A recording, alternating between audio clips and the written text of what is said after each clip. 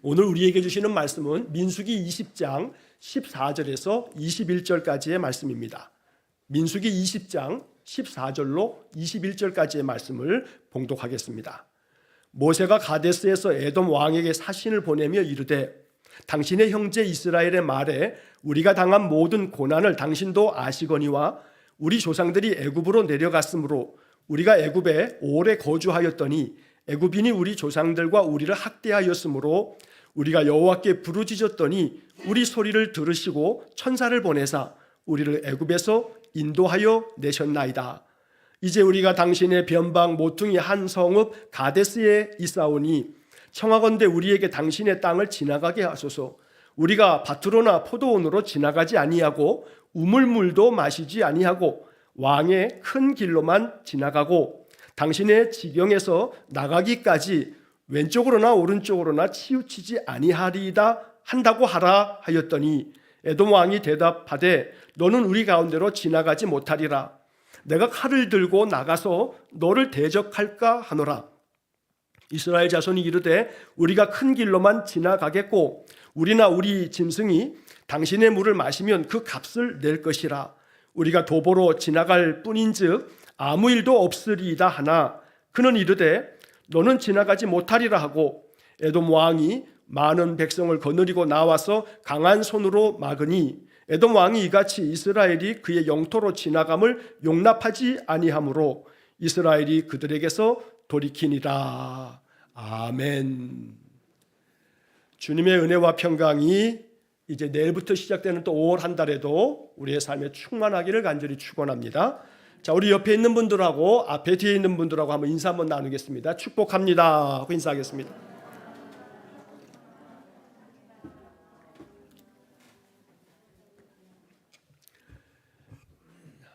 자, 이스라엘 백성들의 역사 가운데서 이 출애굽의 역사는 이스라엘의 그 오랜 역사 가운데서 참 잊을 수 없는 그런 중대한 사건입니다. 왜냐하면 하나님께서 이 애굽에서 종살이하던 그 백성들을 이끌어내셨기 때문입니다. 사실 이스라엘이라고 하는 그 한 나라의 기원을 따지자면 하나의 민족으로서는 출애굽부터 이스라엘의 민족의 시작이라 이렇게 보는 학자들도 있습니다. 물론 아브라함부터 이스라엘 민족이 이렇게 쭉 시작되어집니다만 창세기에 나오는 아브라함, 이삭, 야곱, 요셉의 이야기는 한 가정의 이야기죠.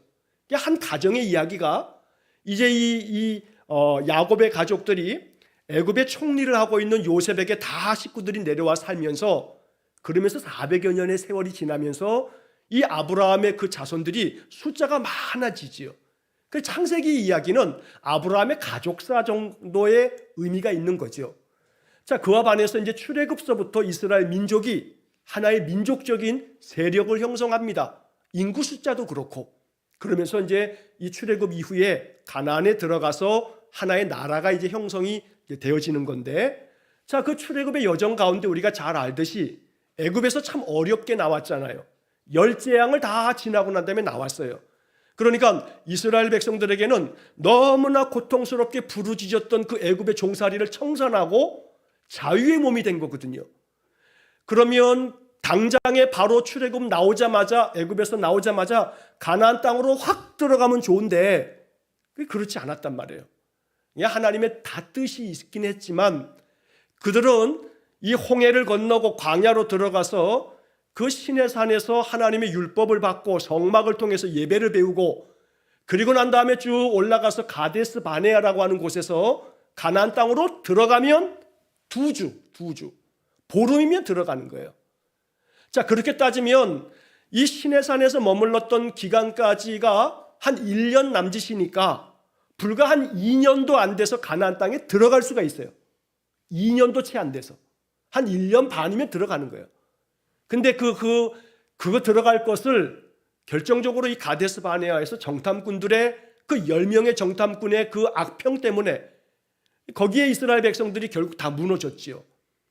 그러면서 이제 그들은 하나님의 그 징계하심 때문에 40년을 광야에서 방황을 하게 된 거지요. 자, 이 40년의 방황의 세월이 민수기에 기록이 되는데 그 40년 동안에 많은 이야기가 다 담겨 있지는 않아요. 자, 그러면서 이제 우리가 어저께 보았던 20장으로 넘어오면서 미리암이 죽지요. 미리암은 모세의 누나예요. 미리암이 누나, 그 다음 동생이 아론, 그 다음에 막내가 모세. 이런데 미리암 누나가 이제 죽었어요. 자, 그때 20장 첫 번째 1절이 첫째 딸에라고 하는 말로 시작이 돼요. 근데 그 첫째 딸이 언제 첫째 딸이라고 어제 말씀드렸습니까? 40년째 되는 해 첫째 딸. 그러니까 이제 막바지 다 왔어요, 이제. 이 40년째 되는 해 첫째 딸에 미리암이 죽고, 그 다음에 좀 뒤에 가게 되면 이제 오늘 본문 그 뒤에서 다섯째 딸에 아론이 죽고, 그리고 그 해 말쯤 돼서 모세가 죽어요. 그러니까 이 40년째 되는 해에 이 3남매가 다 죽어요, 광야에서. 결국은 가나안 땅에 못 들어가는 거죠. 자, 그렇게 이스라엘 백성들의 역사는 광야에서 출애굽 1세대는 거의 다 이제 죽음을 맞이하면서 광야 생활이 끝나게 되는데, 어제 보았던 이 20장의 첫 말씀에서는 이스라엘 백성들이 또 원망하죠. 이 가데스에서 뭐가 없다고요? 물이 없다고. 근데 물이 없다고만 원망하는 것이 아니라 뭐 이것도 없고 저것도 없고, 제가 어저께 말씀에 그런 말씀 드렸어요. 본문의 말씀에 파종할 곳이 없고 무화과도 없고 포도도 없고 석류도 없고 마실 물도 없도다. 없다는 말이 몇 번 나오냐면 20장 5절에 5번이나 나온다고 말씀드렸죠. 5번이나 나와요. 없다 없다 없다 없다. 한마디로 말하면 없는 것 투성이에요. 그래 또 이렇게 원망하고 불평하고, 물이 없다는 것에서부터 촉발이 됐지만, 물이 없다고 모세와 다투기 시작하면서 하나가 없다 생각하니까 이게 머리에 탁 꽂히니까 그 다음에 연달아 없는 게 자꾸 생각나는 거예요. 처음엔 물이 없다고 다퉜어요. 근데 말을 하다 보니까 없는 게 또 생각나는 거야. 그러니까 이것도 없다, 저것도 없다, 또 없다, 또 없다. 이게 부정이 자꾸 꼬리를 물어요. 반대로 긍정은 또 긍정을 꼬리로 물게 만들고요. 꼬리가 꼬리를 물어요, 계속해서. 그러니까 물이 없다고 시작된 말이 나중에는 파종할 곳 없다, 무화과 없다, 포도 없다, 석류 없다, 마실 물 없다, 없다가 5번이나 나와요. 자, 그러다 보니 우리의 인생의 삶이 없는 것 투성이지요. 아무리 많아도요, 재벌가한테 물어보면요, 부족한 것이 없으시죠? 그러면 무슨 소리 아마 할 겁니다. 한도 끝도 없어요.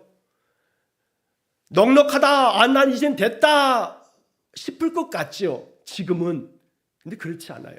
계속 끊임없이 없는 거가 또 생각나고 또 생각나고. 그 함정에 빠지게 되면 이 없다라고 하는 이 의식이 내 마음을 확 지배하게 돼요.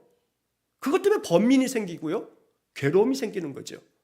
그러니까 모자라고 없는 거 맞아요. 근데 알아야 될 것이 이게 인생의 본질인 것을. 인생은 없는 것 투성이에요. 없는 것 투성이에요. 그 없는 가운데 우리가 어떻게 살아가는가라고 하는 것을 배우는 게 이제 신앙이죠. 자, 결국 없다 없다 없다 계속 투정하니까 모세와 다투는 이스라엘 백성들이 좋은 말로 다투지 않죠. 제가 어제도 말씀드렸지만 싸움을 벌이는데 곱게 말해요? 교양 있게 말해요? 목소리가 나긋나긋해요? 아니에요. 싸움은 목소리 큰 놈이 이긴다고 일단 소리부터 지르죠. 그래서 거친 욕부터 한번 팍 해버려요. 왜? 기선제압하려고. 그냥 모세가 남자만 60만이 넘었거든요. 송구스럽고 죄송한 말씀입니다만 뭐 다 그런 건 아니에요. 일반화시키는 건 아니니까 오해하지 마세요. 남자들이 많이 말아요, 여자들이 말이 많아요. 일반화시킬 수는 없지만 우리가 그냥 그렇게 일반적으로 소원이, 사람들이 흔히 말할 때 왜 그냥 굳이 이 말씀을 꺼내냐면, 남자가 60만인데 여자들도 있으니까 60만이 한마디씩 얘기하고 여자들은 한 2마디씩 얘기하게 되면 아마 모세가 요즘 같으면 정신건강의학과 바로 그 다음날 갔을 거예요. 괴로워서. 자, 그런데 그런 이야기를 들으면서 모세가 얼마나 이게 부글부글 끓어오르겠어요. 한때 그랬잖아요. 하나님 앞에 막 반항하면서 내가 나았습니까? 내가 왜 이 백성을 데리고 이래야 됩니까? 하면서 막 하나님께 막 저항을 했던 때도 있었거든요. 모세가 그날따라 열받았어요. 너무나 열받았어요. 그러니까 하나님이 그 반석에게 명령을 해서 물을 내라 했는데 화딱 지나니까 그냥 하나님 말씀이 싹 사라지고 지팡이를 들어서 이 반석을 두 번 확 내리쳐가지고 물이 나오게 했단 말이죠. 자, 그리고 난 다음에 이제 이 사건이 지나가고 모세와 아론은 이 사건 때문에 하나님의 거룩함을 나타내지 않았다 해서 너희들 가나안 땅에 너희들은 못 들어가 하는 그러한 참 원망스러운 말씀을 들어요. 물론 그 안에는 하나님의 또 다른 깊은 뜻이 있죠. 이건 나중에 민수기 끝에 가서 우리가 또 한번 얘기 나눌 기회가 있을 겁니다. 자, 어쨌든 이 가데스 바네아에서 물이 없어서 이렇게 모세와 큰 다툼 벌이는 가운데서도 하나님이 또 물을 만들어 주셨어요. 자, 이제 그리고 난 다음에 이제 가나안 땅으로 이제 올라가는 거거든요. 올라가려고 하는데 또 하나 문제가 생겼어요. 이제 오늘의 이야기예요. 어떤 문제냐면 저 가나안 남쪽은 광야 지역이에요. 사막이에요, 사막. 그리고 막 산악지대고 그 길로 가는 것이 참 쉽지 않아요. 그러니까 약간 동쪽으로 이렇게 틀어서 에돔 땅, 에돔 나라가 사해 밑에 있었거든요. 그 에돔 땅을 좀 이렇게 지나가면 그러면 편안한 길로 좀 더 평탄한 길로 이렇게 모압 땅까지 올라가서 요단강을 탁 건너가면 되거든요. 그 당시에 이 고대 세계에서 이 이집트, 애굽이라고 하는 나라가 저 밑에 남쪽에 있잖아요. 그러면서 저 바벨론 지역까지 이 애굽이 영토를 확장시켜 갈 때 애굽에서 만들어 놓았던 탄탄한 좋은 길들이 있어요. 그걸 뭐라고 부르냐면 오늘 본문에 왕의 대로라고 하는 말을 써요. 본문에 나오는 말이에요. 왕의 대로. 이 왕의 대로가 뭐냐면 이집트의 그 애굽의 바로 왕이 원정을 나갈 때마다 길을 만들어 두었던 그 평탄한 길이 왕의 대로거든요. 그러니까 그 길로 가면 되는 거예요. 이스라엘 사람들도 그 길로 올라가서 가나안에 들어가면 돼요. 그래서 이제 에돔 사람들한테 길 좀 내줘라. 우리가 여기 좀 지나갈게. 라고 하는데 이 에돔 왕이 단호하게 거절을 하는 거예요. 니네 이 길로 못 가. 이 길로 만약에 니네들이 들어서면 우리가 너희들하고 싸워야 돼. 하면서 아주 완강하게 거부함으로 말미암아 그 편안한 길로 가지 못하고 또 빙글 돌아서 에돔을 돌아가지고 올라가야만 했던 겁니다. 전체적인 줄거리는 이런 얘기예요. 자, 이런 줄거리를 가지고 오늘 본문의 몇 가지를 좀 살펴보면서 오늘 본문의 말씀을 가지고서 제가 이런 제목을 붙였어요. 길을 막는 자 앞에서. 오늘 말씀의 제목이 이거예요. 길을 막는 자 앞에서. 비유적으로 이런 제목을 사용하면서 저는 이런 생각이 들어요. 이스라엘 사람들의 그 가는 길, 편안한 길을 갈 수 있어서 에돔 사람들에게 좀 길을 내줘라. 우리가 여기 지나갈게. 라고 하는데 안 돼 하고 딱 거절을 해버리잖아요. 인생을 살다 보면요, 이런 사람들을 만나게 돼 있어요. 좀 거친 표현입니다만 내 인생에 걸림돌이 있지요. 내 인생을 자꾸 가로막는 사람들이 있어요. 그래서 이스라엘 사람들에게 그 에돔 사람들처럼 우리 인생의 삶에서 길을 막는 사람들이 있다 이 말이에요. 그 길을 막는 사람들 앞에서 우리는 어떻게 하면 좋은가? 라고 하는 부분들을 오늘 이 이야기를 통해서 묵상할 수 있는 겁니다. 자, 그래서 본문을 다시 한번 좀 보시면, 자, 여러분 본문에 이제 14절 말씀을 보시면 모세가 가데스에서, 가데스라고도 부르고 가데스 바네아라고도 이렇게 부르는 장소인데 정탐꾼을 보냈던 거기죠. 자, 거기서 에돔 왕에게 사신을 보냈습니다.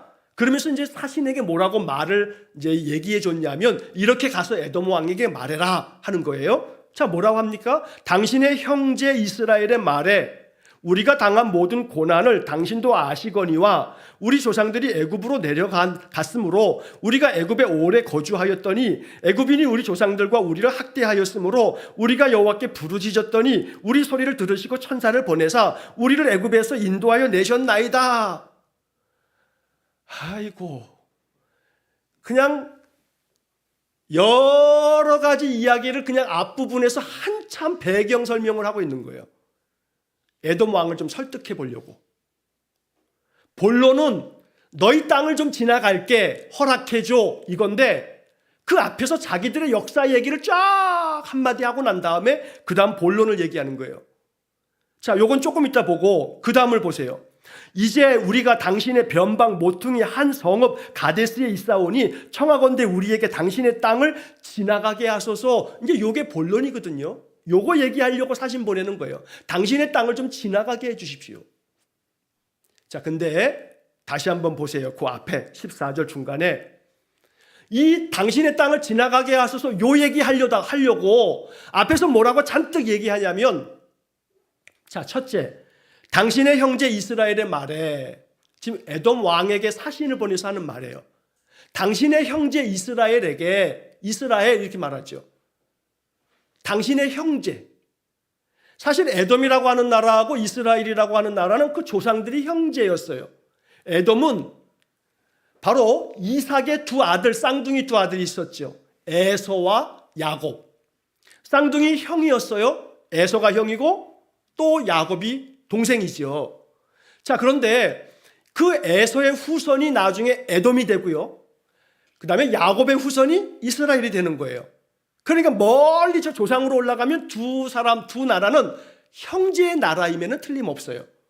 그래서 이제 모세는 사신을 보내면서 당신들 나라하고 우리하고는 형제 나라 아니냐. 그 당신의 형제 이스라엘이라고 이렇게 말하고 있는 거예요. 근데 결론적으로 보자면 나는 형제라고 생각했는데 에돔은 뭐라 그러는 거예요? 안 돼. 지나가지 마. 지나갈 수 없어. 라고 한단 말이에요. 여기서 우리가 한 가지를 잘 묵상할 수가 있죠. 따라해 보세요. 다른 사람들이 다 내 맘 같지 않다. 다른 사람들이 다 내 맘 같아요? 아니에요, 아니에요. 천만의 말씀이에요. 착각하면 안 돼요. 다른 사람들이 다 내 맘 같을 줄 알면 거기서 자꾸 이제 이 돌뿌리에 걸려 넘어진단 말이에요. 내 맘 같지 않아요. 내가 난 내 자식도요, 내 맘처럼 이렇게 움직여주지 않아요. 하물며 다른 어머니 배에서 태어난 다른 사람들이야 더 말할 나위 없죠. 나 같지 않다 이 말이에요. 나는 에돔을 형제의 나라라고 생각하고 있는데, 넌 내 형제야 라고 생각하고 있는데, 에돔은 천만의 말씀, 뭔 소리야? 아니거든? 하고서 못 지나가 하고 거절한단 말이에요. 나는 좋은 마음으로 그 사람과 좋은 관계를 이루어 살았던 것 같았는데, 그래서 나는 좋은 줄 알았는데, 나는 그래서 형제처럼 생각했는데 아니었다 이 말이에요. 거절을 하더라 이 말이에요. 그랬을 때 이 이스라엘 백성들, 또 모세를 비롯한 이스라엘 백성들의 마음이 어떤 마음일지 여러분 가만히 생각해 보자면 우리들의 삶 속에서도 그럴 때가 있어요. 나 같지 않다 보니 나 같은 줄 알고 이렇게 나는 그 사람을 가까운 사람인 줄 알았는데, 나는 그 사람을 형제처럼 생각했는데 어느 순간 그렇지 않다는 사실을 알게 됐을 때 실망이 되죠. 실망과 함께 어떻게 그럴 수가 있어?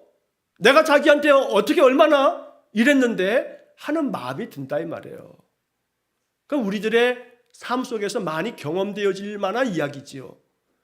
자, 그렇게 첫째는 사람들이 다 내 맘 같지 않다는 사실을 항상 염두에 둬야 돼요.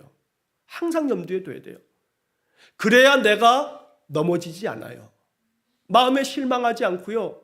마음이 내가 다치지 않는다 이 말이에요. 그래서 남은 남이에요. 남은 남이야. 그러니까 오직 우리는 내 마음속에 남은 남인 거요. 내가 이렇게 했으니 당신도 이렇게 해야 되지 않아? 라고 싶지만 그렇지 않을 때가 많다 이 말이에요. 나는 형제인 줄 알고 그렇게 막 살피고 그랬지만 그렇지 않게 거절당하는 것으로 돌아올 수가 있는 거예요. 지금 에돔한테 지금 이스라엘이 그런 거거든요. 그런데 그럴 때 야 어찌 그러냐 어쩌냐 저쩌냐 하고 그쪽을 향해서 뭐라 할 거 없다 이 말이에요. 왜? 남이니까. 자꾸 그러면 이제 누가 넘어가는 거예요? 그 다음에는 내가 또 넘어져. 내가 내 믿음 지킴에 있어서 내 믿음이 자꾸 그것 때문에 실족된다 이 말이죠. 자, 그래서 에돔이 이렇게 형제의 나라인 줄 알고 당신의 형제 이스라엘 이렇게까지 말하면서 사신을 보냈는데 단박에 그냥 거절하고 안 돼라고 거절당했다 이 말이에요. 그래서 오늘 우리가 마음속에 생각해야 할 것은 결국 길을 막는 자가요, 사실은 멀리 있는 남이 아닌 내가 형제인 줄 알았던 사람이 내 길을 막을 수 있다 이거예요. 내가 정말로 가장 친한 사람이며 내 속이라도 다 내준 사람인 것처럼 나는 생각했는데 그 사람이 내 길을 막을 수 있다 이 말이죠. 그때 실족하면 안 된다 이 말이에요. 그때 마음이 실족되면 그러면 그것은 하나님 기뻐하시지 않아요. 그러니까 오늘 이야기에서 이스라엘이 실족하지 않아요.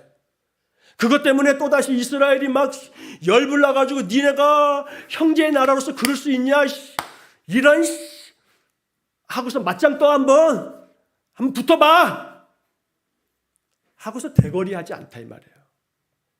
오늘 이 이야기 속의 마지막 부분에서 먼저 마지막 얘기를 쫙 보자면 여러분 21절 말씀 보세요. 에돔 왕이 이같이 이스라엘이 그의 영토로 지나감을 용납하지 아니하므로 마지막이 뭐예요? 이스라엘이 그들에게서 돌이키니라. 딴 데로 지나가는 거예요. 그냥 딴 데로 지나가는 거예요. 내가 형제인 줄 알았는데 형제가 아니라고 그렇게 하잖아요. 나오잖아요. 그 딴 데로 지나가더라 이 말이에요. 그런데 딴 데로 지나감이 이제 이 에돔하고 완전히 원수지간이 되는 것은 물론 아니에요. 하나님은 이 에돔에 대한 긍휼한 마음이 있었어요. 이스라엘은 끊임없이 에돔에게 선을 베풀었어요. 그런데 선을 베푸는 것은 이스라엘의 몫이야. 이걸 받든지 안 받든지는 그 상대방의 몫인 거고 나는 내 도리만 하면 되는 거죠. 내 도리를 다 할 때 그 사람이 나는 형제로 생각하고 내 도리를 다 함에도 불구하고 그렇지 않게 여기 지금 이 얘기처럼 거절하면서 이렇게 내 길을 가로막으며 이 길로 못 가라고 해도 여기서 대거리하면서 같이 맞짱 뜨는 게 아니고 그냥 나는 내 도리를 하는 이것이 하나님의 뜻이고 이래서 나중에 결국 어떻게 되는 줄 아십니까? 이 에돔이요, 에돔에 대한 예언이 나오는 성경이 오바댜서입니다. 오바댜는 구약의 한 장으로 돼 있어요. 오바댜 1장 요거밖에 없어. 이 오바댜서는 오바댜 선지자가 에돔이라고 하는 나라에 대해서 예언한 말씀입니다. 어떤 예언을 하냐면 사실은 이 에돔이 그 이후에도 굉장히 역사 가운데 교만했어요. 왜 교만했냐면 이 에돔이라고 하는 이 나라는요, 지리적으로 요새 같아요. 요새. 아주 사막 지역에 이렇게 산성처럼 산악지대인데 웬만해서는 다른 나라가 침공하기가 참 어려운 난공불락의 요새가처럼 그러다 보니까 이 에돔이 아주 교만이 하늘에 닿을 만큼 그랬어요. 제가 오바댜서의 몇몇 구절을 좀 읽어드릴게요. 오바댜서에 이 오바댜 선지자가 에돔에 대한 예언을 하면서 이렇게 말해요. 너의 마음의 교만이 너를 속였도다. 바위 틈에 거주하며 높은 곳에 사는 자여, 내가 마음에 이르기를 누가 능히 나를 땅에 끌어내리겠느냐. 높은 곳에 살았거든요. 지리적으로 높은 곳에 살기도 했지만 은유적으로 말하면 교만 덩어리인 거예요. 교만 덩어리. 누가 나를 내려뜨리겠냐 하고 교만함이 있어요. 그러니까 섬김 가운데서 잘 화친하며 지내면 되는데 에돔이 그렇지 않은 거예요. 교만했거든요. 누가 능히 나를 땅에 끌어내리겠느냐. 네가 독수리처럼 높이 오르며 별 사이에 깃들일지라도 내가 거기에서 너를 끌어내리리라. 하나님 이렇게 말씀하시는 거예요. 내가 너를 그 높은 곳에서 끌어내리겠다. 하나님이 에돔 나라에게 이렇게 예언을 하셨어요. 그리고 또 오바댜 1장 10절에 보면 내가 내 형제 야곱에게 행한 포악으로 말미암아 부끄러움을 당하고 영원히 멸절되리라 그래요. 그래서 나중에 이 에돔이요, 아수르 나라에 의해서 완전히 싯대밭이 되고 완전히 역사 속에 사라져버려요. 아수르가요 굉장히 잔혹한 놈들이에요. 이 아수르에 의해서 나중에 북이스라엘도 나중에는 망하는데 이 에돔을 무너뜨릴 때 아수르는 아주 잔혹하게 이 에돔을 완전히 없애버렸어요. 이루 말할 수 없는 잔혹함으로. 그러니까 에돔이 그렇게 사라져버렸어요. 이 오바댜서가 있고 난 다음에 몇십 년 지나서 그들은 그런 징계를 받았어요. 자, 그래서 오늘 이 이야기 속에서 이제 우리는 이 에돔의 이야기를 보면서 가로막는 자, 길을 가로막는 자의 삶은 그것은 그의 선택이니까 그냥 그 선택은 두는 방법밖에 없어요. 내가 사람을 움직이는 게 그게 쉬운 게 아니거든요. 사람이 내 마음대로 움직여지나요? 아이, 천만의 말씀이요. 내 마음대로 안 움직여져요. 내 배로 난 내 자식도 어느 정도 크고 나면요, 내 마음대로 안 돼요. 자, 이 에돔 나라가 이스라엘은 형제처럼 생각하면서 이렇게 했지만 말을 안 들어주는 거예요. 지나가자 해도. 자, 그런데 이제 그 다음 구절들을 보세요. 자, 우리가 당한 모든 고난을 당신도 아시거니와 그런단 말이에요. 우리가 당한 고난이라고 하는 것이 이스라엘 백성들이 애굽에서 당했던 고난, 출애굽하고 난 다음에 40년 동안의 광야에서 당했던 고난, 이런 얘기를 소문을 듣고서 당신 에돔 왕도 다 들으셨지 않느냐고, 당신도 다 알지 않느냐고 말하고 있는 거예요. 이것도 이게 사실은 모세의 착각이죠. 여기 지금 말을 가만히 보세요. 우리가 당한 모든 고난을 당신도 아시거니와, 당신도 아시거니와. 알긴 개뿔 뭘 알아요. 알 거라고 생각하는 거지. 이건 모세의 착각. 알 거라고 생각하면 안 돼요. 내 마음을 좀 알아주겠지, 그 사람이. 알아줄 줄 알았는데 알아주지 않으면 어떤 마음이 들어요? 실망이 되고요. 나중에는 원망이 되고요. 그러면 미워 죽겠어요. 알아줄 줄 알았거든요. 우리가 당한 모든 고난을 당신도 아시거니와, 당신도 아니까 좀 길 좀 열어달라 했는데 이 에돔 왕이 싹 거절해버리잖아요. 그러니까 나 아닌 다른 사람들이 내 형편을 다 알 것 같지만 천만에요, 알지 못해요. 알아줄 줄 알지만 알아줄 것으로 여러분 기대하시지만 그렇지 않을 때가 훨씬 더 많아요.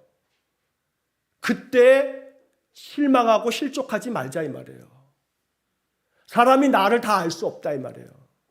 오직 나를 알아주시고 나를 정확하게 모든 것 다 아시는 분은 누구밖에 없다? 하나님밖에 없다. 뭐 남편은, 아내는 내 마음을 다 알 것 같아요? 아니거든요. 아니거든요. 나를 낳아주신 부모님은 내 마음 다 알 것 같아요? 아니거든요. 당신은 아시거니와 라고 알 줄 알았지만, 알지 않으십니까? 했지만 대답은 뭐예요? 나 몰라 하고 그냥 싹 길을 가로막잖아요.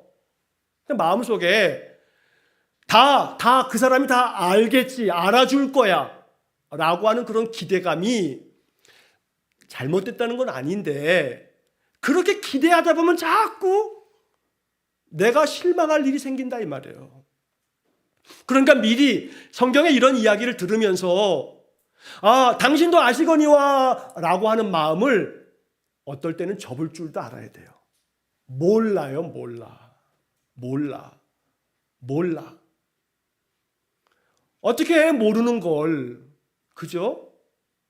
더러는요, 의도적으로 모르는 척 할 때도 있고요, 정말 모를 때도 있어요. 근데 그 둘 사이에서 여러분들이 그 둘을 결정하려고 하지 마세요. 여러분 자신을 위해서. 뭔 얘기냐면, 저 사람이 내 마음을 알겠지 싶었는데 모르더라 이 말이에요. 당신도 아시거니와 했는데 알 줄 알았는데 모르더라 이 말이죠. 두 가지 가능성이 있어요. 이 에돔 왕이 알면서도 모르는 척하고 외면한 것일 수도 있어요. 또 하나는 진짜 모를 수도 있지요. 그렇지 않습니까? 세상 사람들이 항상 모든 사람들의 관심 가지고 사는 거 아니거든요. 알고 나랑 이렇게 친했으니까 내 마음 다 알겠지 싶지만 그렇지 않을 때 많아요. 그러니까 두 가지 가능성이 있는 거예요. 진짜 내 이 마음과 내 형편을 모를 수도 있고, 알면서도 모르는 척 할 수도 있고. 근데 어느 때 더 속상해요? 알면서도, 분명히 알 텐데 알면서 모르는 척하면 더 서운하고 더 속상하지요. 근데 이제 그러다 보니까 마음속에 어떤 생각을 먼저 딱 선택을 하냐면, 저거 내 형편, 내 마음 다 알면서도 모른다고 그러네 하는 생각을 내가 탁 결정해버려요. 근데 그렇지 않을 수도 있거든요. 모를 수도 있는 거거든요. 그러니까 그 사람이 내 모든 것을 아시거니와 알지라고 했지만 진짜 모를 수도 있는 거예요. 말씀드린 것처럼 그렇게 다른 사람의 일에 일일이 시시콜콜 다 관심 있는 게 아니거든요. 그러니까 내 마음이 덜 상처받고 덜 괴로운 쪽으로 선택하자 이 말이에요. 그게 지혜죠. 설사 그 사람이 알고도 나한테 나 몰라 하고 외면해도 저 사람이 내 마음을 다 내 형편을 몰라서 그랬겠지 하고 생각하는 게 내 마음에 좋아요. 그건 지혜예요, 지혜. 뭘 선택할까는 내 결정에 따라 있어요.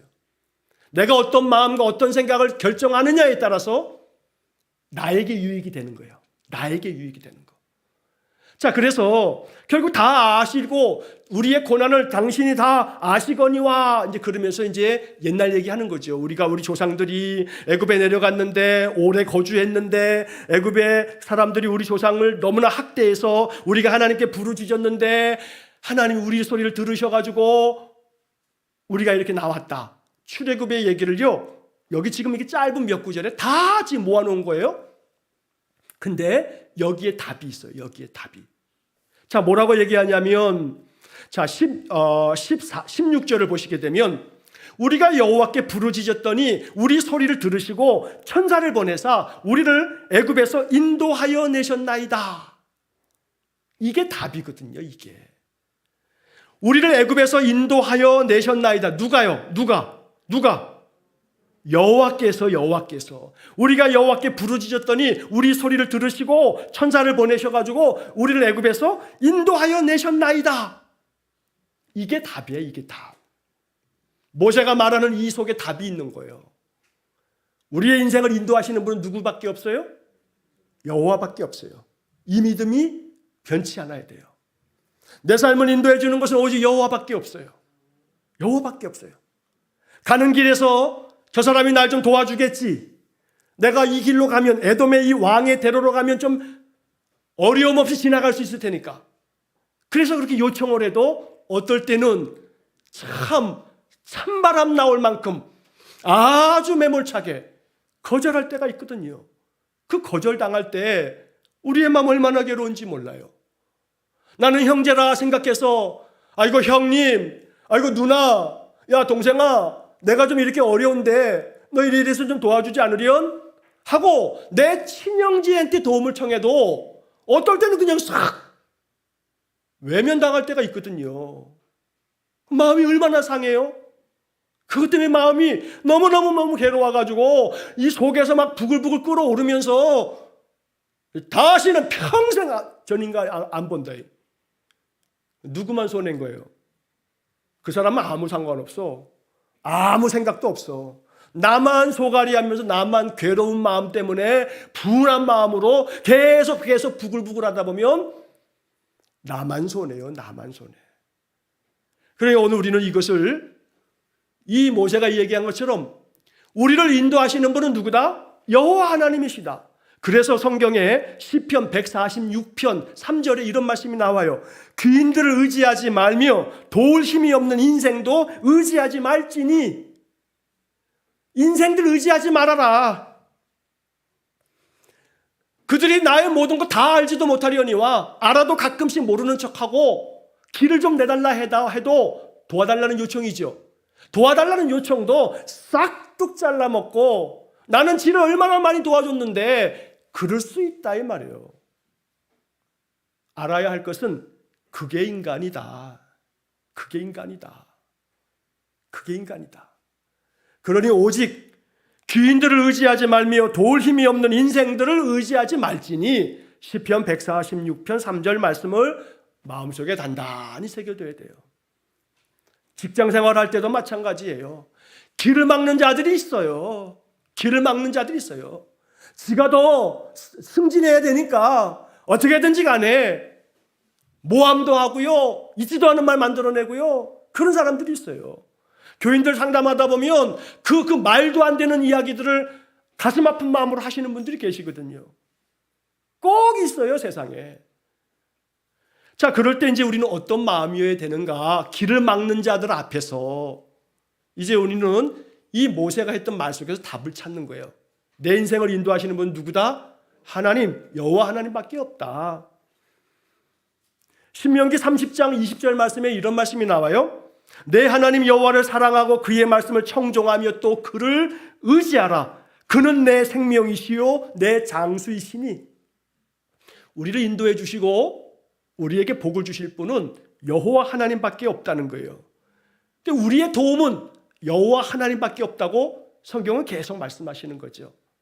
자, 그렇게 해서 오늘 본문에 이제 그 다음 이야기를 보게 되면 이렇게 하나님이 우리를 애굽에서 인도해 내셨습니다. 그러니 여러분, 당신들이 우리의 길을 좀 만들어 주십시오. 우리가 당신의 땅을 지나가겠습니다. 그 다음에 이제 이야기 나오는 17절의 긴 이야기가 뭐냐면 뭐라고 말하냐면 우리가 지나갈 때 당신들의 포도원은 지나가지 않을 겁니다. 또 당신들의 우물물도 마시지 않을 겁니다. 그냥 왕의 큰 길로 그냥 우리 지나갈 겁니다.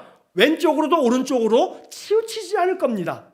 당신들에게 손에 하나도 안 끼치고 그냥 지나만 갈게요 라고 해도 에돔 왕이 그 다음에 뭐라고 얘기하냐면 18절 말씀에 에돔 왕이 대답하되 너는 우리 가운데로 지나가지 못하리라. 내가 칼을 들고 나아가 너를 대적할까 하노라. 야, 이 못된 놈들. 뭘 가지고 나오겠대요? 칼 들고 나오겠대. 이렇게 좋게 말하면서 사신을 보내서 도움을 요청해도 칼 들고 나오겠대. 칼 들고 나오겠대. 그러면 열통이 터져야 안 터져요? 터지죠. 에이씨, 그래 한번 붙어보자 그러면. 그럴만도 해요.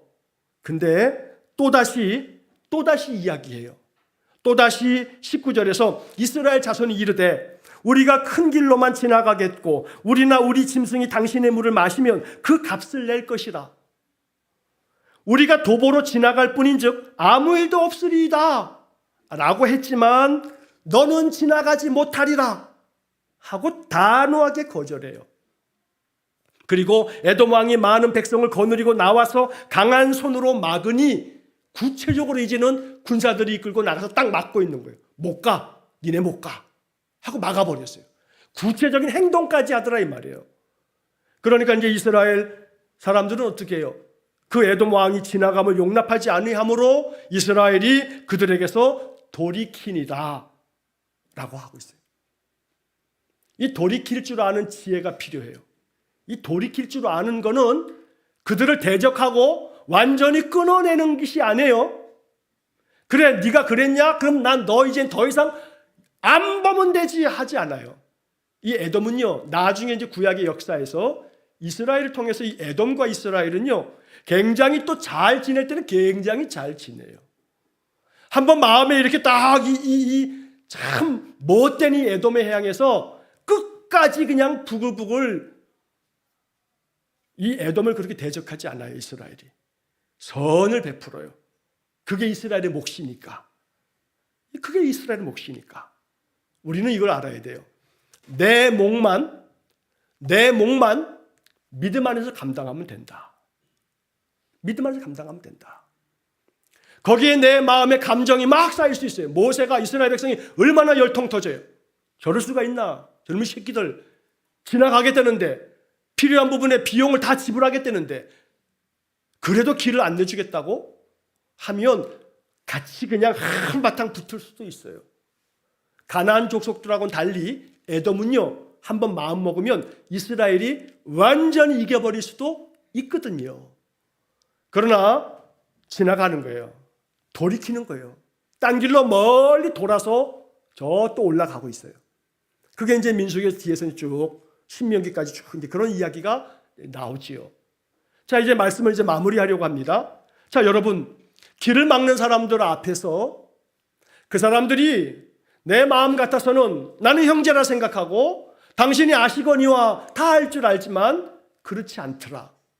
그렇지 않을 때 마음에 실망하거나 내 마음 실족하거나 그러지 말자. 그리고 오직 마음속의 고백은 우리를 이렇게 인도하시는 분이 우리의 뭐 고난 가운데서도 우리를 이렇게 이끄신 분이 바로 여호와시었다라고 하는 그 고백처럼 누구를 보냈다 그랬어요? 천사를 보내셔가지고 천사를 보내사 우리를 애굽 땅에서 인도하여 내셨다. 이게 답이에요. 이게 우리의 믿음이면 돼요. 그러므로 우리의 인생의 삶에서 길을 막는 자들 앞에서 마음의 상함을 갖지 말자. 오직 하나님 앞에 내 도리와 내 삶의 몫을 믿음 안에서 아름답게 감당하면 된다. 그에 따르는 대가는 하나님이 갚으신다. 오직 세상에는 나에게 악을 행하는 자들이 많아요. 내가 그렇게 가깝게 생각했던 사람들이 오늘 이 본문의 이야기처럼 그렇게 나에게 악을 행하는 사람들이 많아요. 그들이 악에서 돌아서지 않고 계속 그렇다면 하나님이 갚으실 거예요. 하나님의 의로우심을 믿으시고 나는 내 도리만 하면 돼요. 내 마음 가운데 가지고 있는 하나님 주시는 의의 마음, 선의 마음으로 늘 변함없이 내 몫을 다하면 돼요. 그러면 하나님이 아세요. 다른 사람 다 몰라도 하나님은 아세요.